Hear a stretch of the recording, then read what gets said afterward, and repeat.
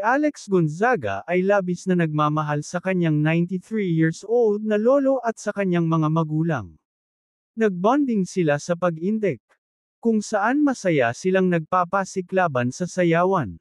Talaga namang batang-bata pa ang galaw ng lolo at buupin.